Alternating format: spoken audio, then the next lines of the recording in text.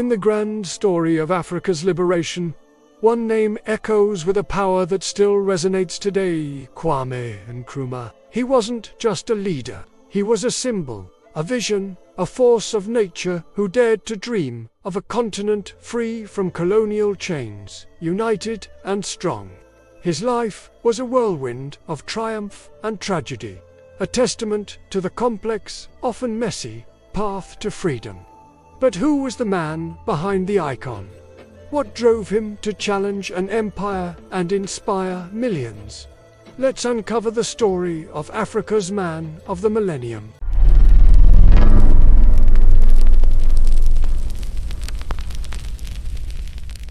Born in a small village in the Gold Coast, modern-day Ghana, in 1909, Francis Nuya Kofi Ngonloma, who would later adopt the name Kwame Nkrumah, came from humble beginnings. His early life was shaped by a thirst for knowledge that colonial society could not quench. Driven by an insatiable curiosity, he became a schoolteacher, but soon realized his ambitions were far grander. He knew that to truly change his country, he needed to see the world.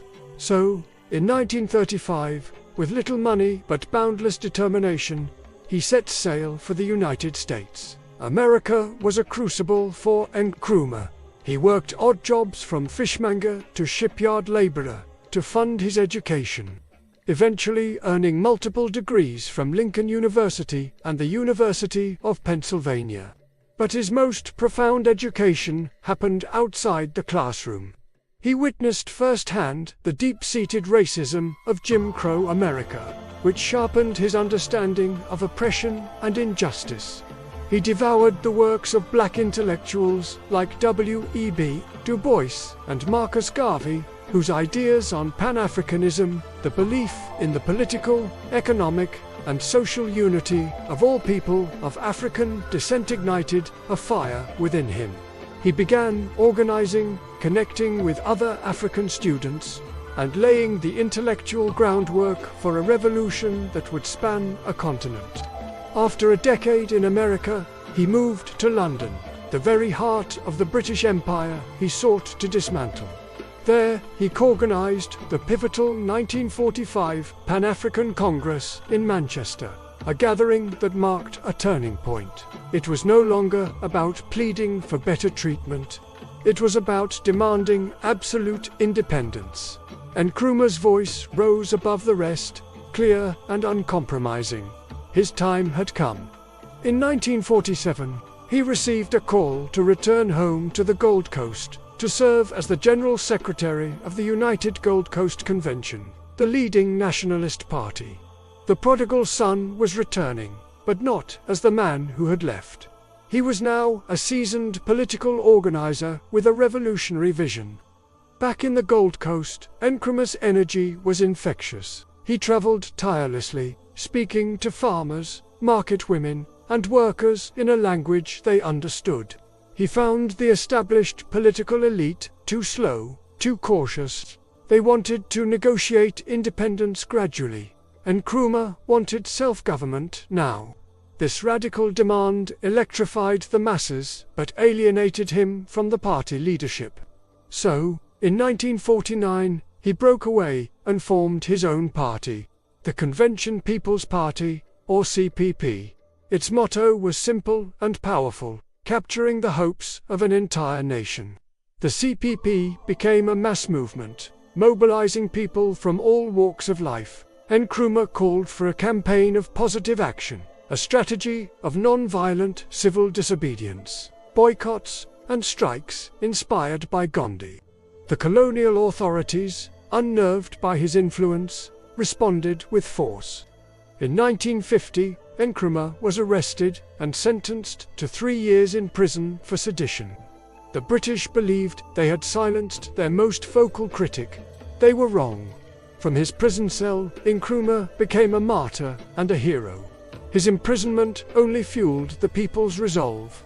In a stunning turn of events, while still behind bars, he ran for a seat in the 1951 legislative election. The CPP won a landslide victory, and Nkrumah himself won his seat with an overwhelming majority. The British government was faced with an impossible situation. The most popular leader in the country was their prisoner. Recognizing the inevitable, the governor, Sir Charles Arden Clarke, ordered Nkrumah's release. In a scene that felt like it was pulled from a myth, Nkrumah walked out of James Fort Prison straight to the governor's mansion. Not as a prisoner, but as the leader of government business, soon to be Prime Minister. The fight was far from over, but the tide had turned irrevocably. For the next 6 years, Nkrumah worked within the system, skillfully navigating the path to full sovereignty. Finally, on the 6th of March 1957, the moment arrived. At the stroke of midnight, the British Union Jack was lowered, and the new flag of red, gold, and green with a black star was raised. The Gold Coast was no more. It was now Ghana, the first sub-Saharan African nation to gain independence from colonial rule. Standing before a jubilant crowd, Nkrumah declared, "Our independence is meaningless unless it is linked up with the total liberation of the African continent." This was not just a victory for Ghana. It was a beacon of hope for all of Africa. As president of the new republic, Nkrumah embarked on an ambitious program of transformation. He believed that political independence was just the first step. Economic and social independence had to follow. He launched massive infrastructure projects, building roads, schools, and hospitals. His crowning achievement was the Akasembo Dam, a monumental project designed to power Ghana's industrialization and provide electricity for its people. He promoted a new national identity, one that celebrated Ghanaian culture and transcended tribal loyalties. His vision was bold: to turn Ghana into a modern, prosperous, industrial nation, a model for the rest of Africa. True to his word, Nkrumah became the continent's most vocal champion of Pan-Africanism. Accra became a haven for freedom fighters from across Africa. He convened conferences, provided support to liberation movements, and tirelessly advocated for a United States of Africa. He argued that only a unified continent, with a common market, a joint military command, and a shared foreign policy, could resist the forces of neocolonialism and take its rightful place on the world stage. His dream was audacious, and to many, it seemed impossible. But Nkrumah believed it was Africa's only path to true sovereignty and dignity. However, the dream began to face harsh realities. Nkrumah's grand development projects were incredibly expensive, and falling cocoa prices, Ghana's main export, plunged the country into debt. Economic hardship led to widespread discontent and labor unrest. His focus on Pan-African goals was seen by some as neglecting problems at home. As opposition grew, Nkrumah became increasingly authoritarian. He saw dissent as a threat to national unity and the revolution itself. After several assassination attempts, his government passed the Preventive Detention Act, allowing for imprisonment without trial. In 1964, he declared Ghana a one-party state with himself as president for life. The liberator who had championed freedom was now suppressing it. The man who had fought against tyranny was being accused of becoming a tyrant himself. The end came swiftly. In February 1966, while Nkrumah was on a peace mission to Vietnam, trying to mediate an end to the war, the military and police staged a coup. The army seized control of the country, announcing that the myth of Kwame Nkrumah was destroyed. His statues were toppled, his books were burned, and his supporters were arrested. From a peacemaker abroad, he became an exile overnight. Nkrumah never set foot in Ghana again.